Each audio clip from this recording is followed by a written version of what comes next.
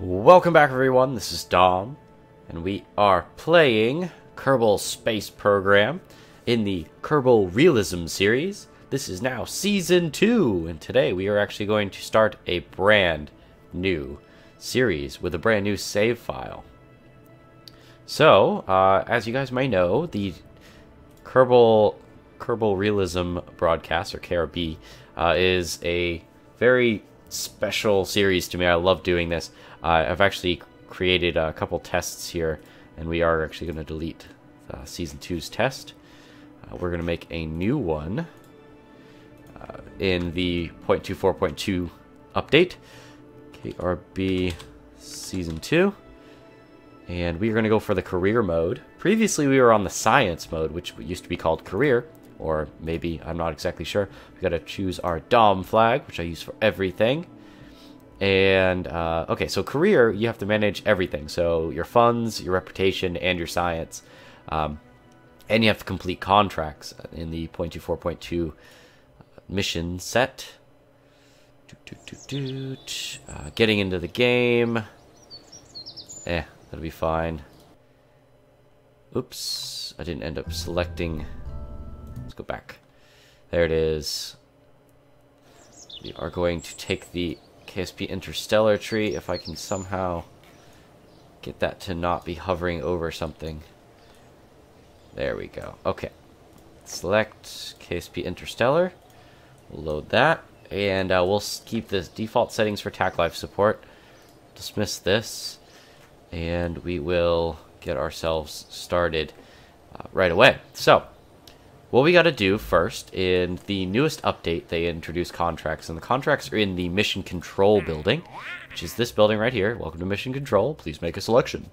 So you have a bunch of contracts, and your first contract would be to launch a new vessel.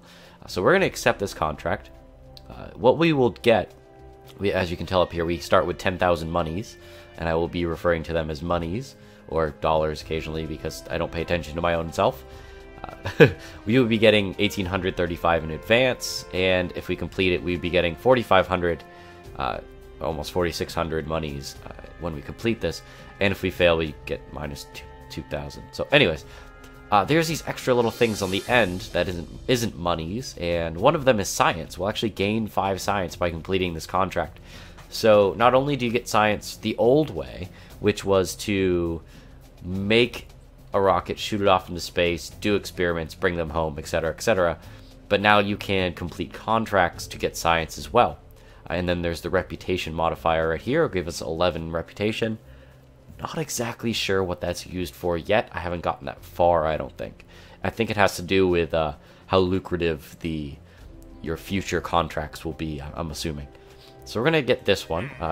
These never expire. These first 4, they never expire. So you don't have to worry about completing them with a certain amount of time or anything like that.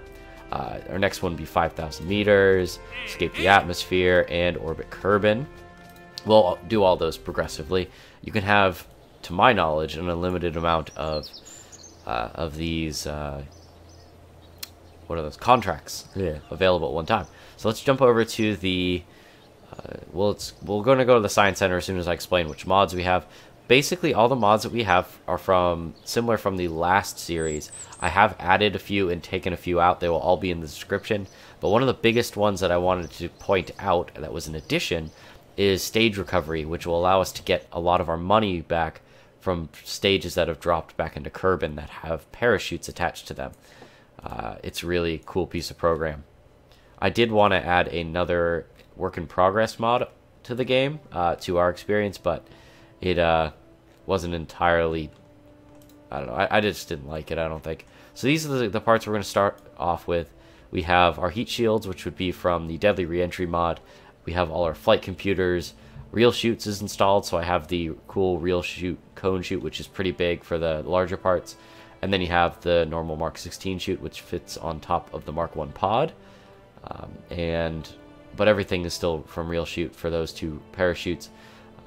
One of the biggest things that we're going to have to worry about is probably cost of parts. So unlocking parts is useful, but using cost-efficient parts is probably the best thing we can do. especially in this series, when we need to be sending up bunch of satellites into orbit or something like that, geostationary ones, that basically we're not going to be reimbursed the money for.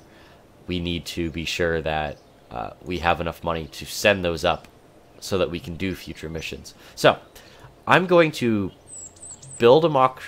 we're going to build a rocket, small rocket. We're going to test it out and complete our very first contract. So, let's go ahead and jump into doing that. I know this is basically day one intro.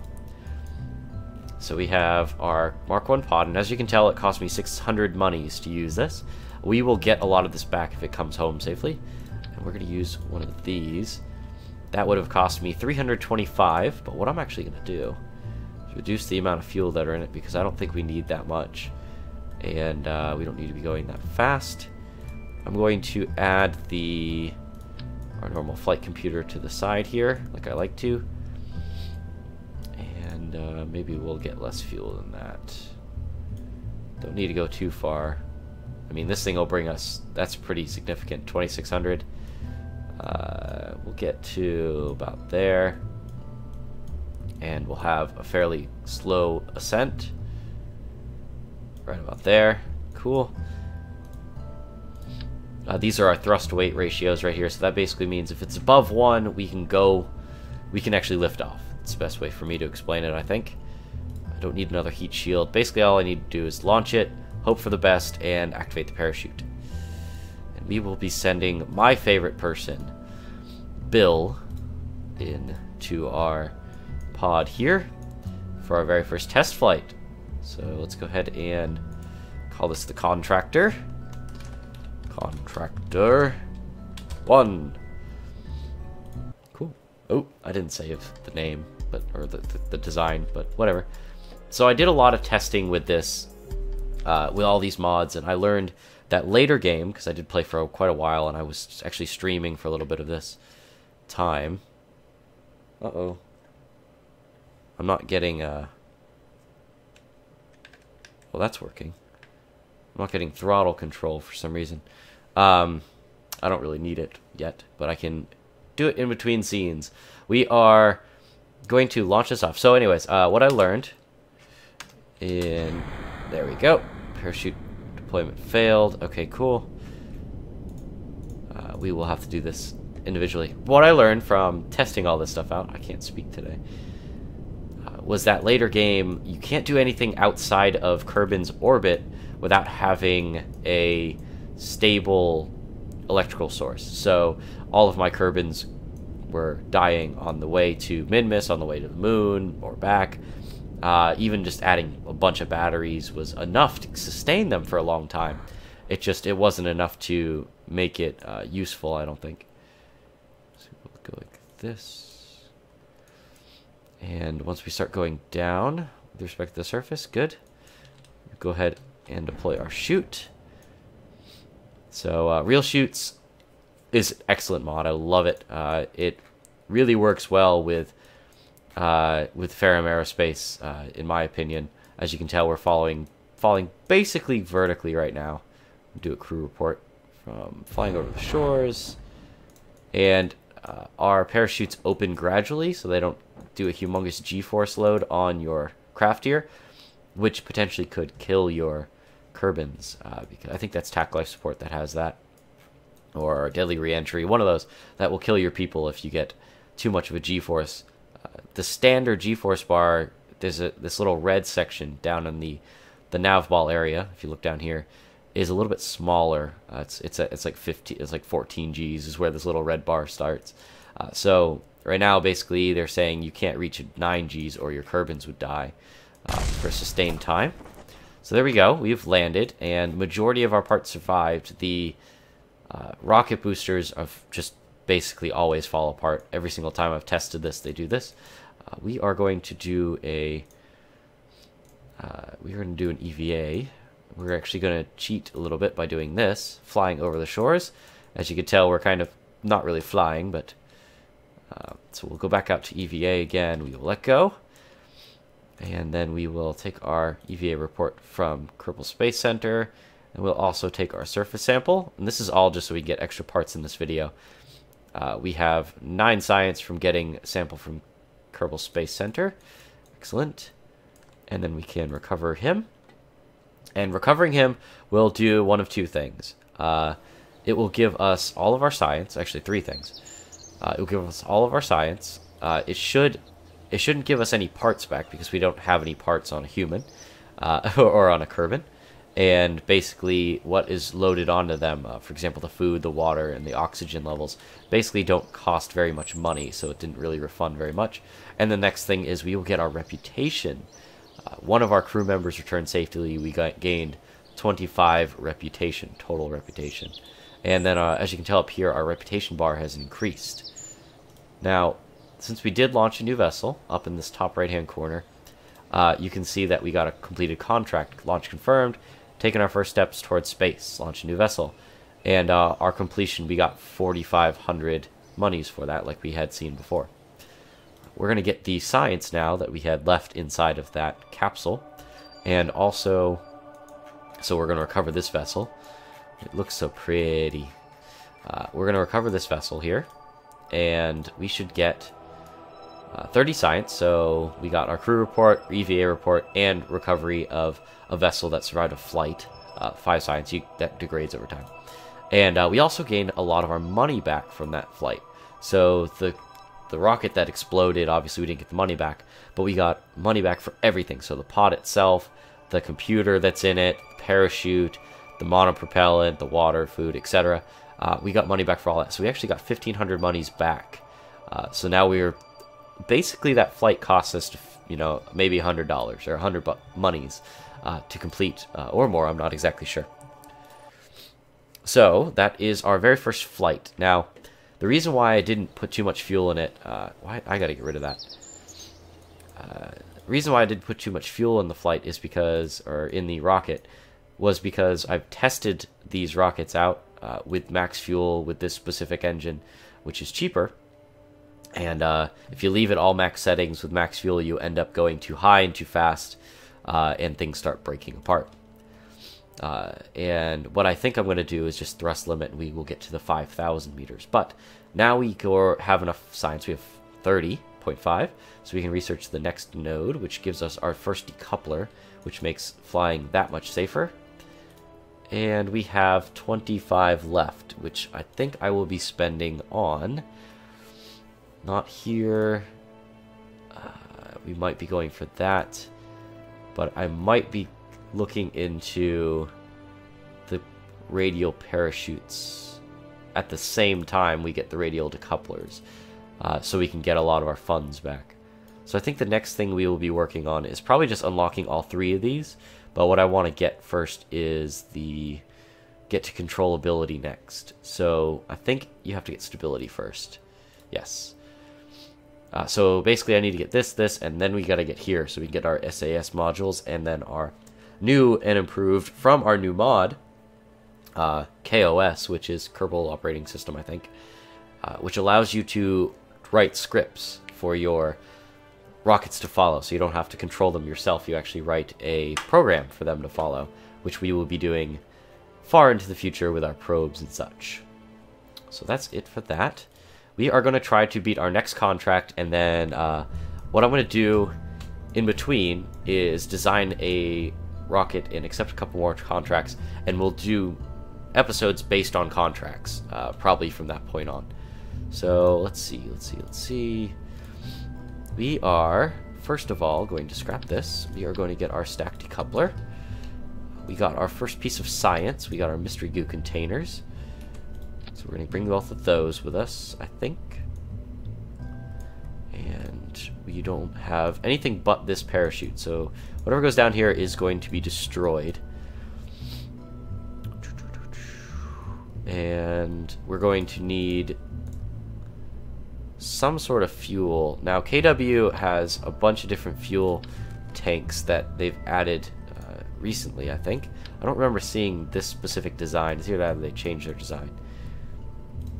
This would give us plenty of control on our flight, on how fast we're going, and it also gives us a lot of speed. So we're actually going to go relatively slow. I'm hoping that we can get up to 5,000 meters. We will have to see to break our next record. we're going to have to... what I'm going to do is try to change this out. We'll see if we can do better with this.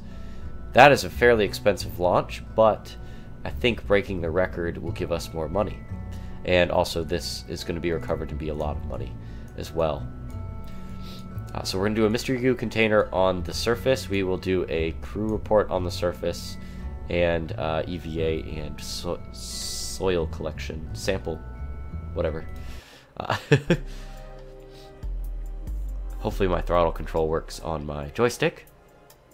Oh, another big thing that I forgot to mention. It's not working. Another big thing that I forgot to mention is that I actually have... Ooh, that's not good. A bunch of controls that are messed up right now. I have a new racing wheel that I'm using the pedals for my yaw control, and as you can tell in the bottom left hand corner of your screen, both the yaw and the pitch are moving when I do this, and that's actually not what's supposed to be happening. I need to change those settings back for next episode. But as of right now, I probably am just going to be using the standard flight controls, which I haven't used in forever, with the WASD. So we are going to go ahead and launch this thing at about there, maybe a little bit faster. We will control our ascent to hopefully 5,000 approximately. Yes, 5,000. We are not going to escape the atmosphere or achieve orbit at all. Oh, I forgot to do my science. Oh, we'll do it next time. So we are observing our mystery goo while flying at Kerbin. We'll do one where we land as well. So I'm just basically allowing myself to reach some sort of altitude. We will probably do a little bit of a turn as well. Now, because of Ferrum Aerospace, turning or keeping control of your craft in the atmosphere is very, very difficult, especially if it's not symmetrical or if it has things sticking out of it like this. If it's not a straight line or doesn't have any control surfaces, it tends to be quite difficult to control. I think we're going to reach our goal, which is a good thing. So I'm going to start aiming towards this direction now. Don't want to get too far ahead of our vector here. Excellent. So now we're hopefully going to land in the water with just this stage here, so we'll be able to do a crew report, EVA report, and surface sample from the water along with our mystery goo. Excellent. So what we can do now is drop our stage. We don't have any parachutes on here, so we will be losing the money from our liquid engine, but what we will be gaining is the science from this mission. And in my opinion, this early in the game, the 10,000 monies they give you, and also all the contracts give you money ahead of time, is enough to make up for a few losses early game. So we are going to also now deploy our chute. I know it might be a little bit too high, but it does make a little bit of drag on the way down, just so that our G-force upon it deploying isn't too bad. We're falling at a very steady rate, and Jeb is excited. I think what I'm going to do for next episode is I might just do a science run, do a bunch of sped up kind of montages of getting science. I did this once in one of my older videos, and it seemed to have a lot of views, and people commented that that was decent. I don't think anybody commented on the video itself, but some of the people from the Happy Diggers community said that they liked it. Yay! A friend of mine. So, okay, cool. And hopefully we reduce our speed enough so that nothing breaks. 7 meters per second, that's a little bit fast in my opinion. It's not too bad. We shouldn't break too many things. And what's great about real chutes is that it actually, I'm pretty sure, will survive a speed up. So the Kraken will not take over the real chute. Cool, we are in the water. Excellent. Observe mystery goo. Cool, we got 4 science from observing it in the water. We will do a crew report from here. Awesome. From the water. We will also do an EVA. Flying over the water. Ooh, that's lucrative. And then we will also EVA. Start swimming. Take surface sample. 12 science from the water. Not bad. And EVA report from the water itself, 3.2. So we are going to do the same double recovery. Recover this one. This is just so I don't have a duplicate EVAs, because I did one report over the water and one report from within. So that's 15. He was carrying 15.2 science. He had no parts or crew. He was, sorry, he did have a crew. And then we're going to do this recovery here. So I'm very excited for this specific, this series. We got 19.4 science from that. That was pretty decent. And we recovered a lot of parts, so 3,100 monies.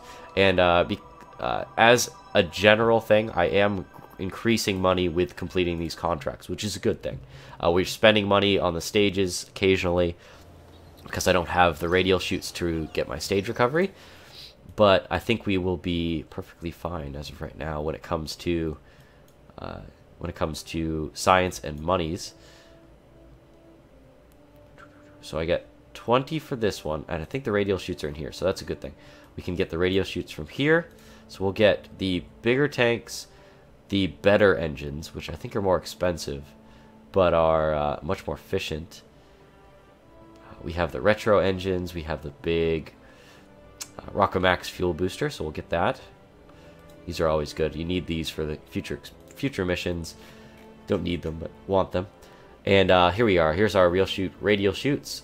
They are fairly expensive. Either one of them are the same kind of thing, I think. But those are going to help us save money in the long run by allowing us to recover with stage recovery all of the boosters that we drop. Let's actually take a look on how much everything costs. Here we go. Real chute. Ooh, there's no price there. I will not be using that one then. If this has the same types of stats. Oop. Yeah. If this has the same stats, we'll be using the one that costs money, just so I don't cheat the system too bad. I would prefer to actually have all legitimate purchases and such. So, that's it, and there's the Contractor 1. That's going to be it for today's episode. I'm going to build a couple more of these things right here to be able to get more science and unlock a couple more nodes before we can progress further into the contracts. Next episode, we will be doing another contract, though, or going through a couple contracts at least, before we start collecting more science with science modules. So thank you guys for watching, and I will see you next time.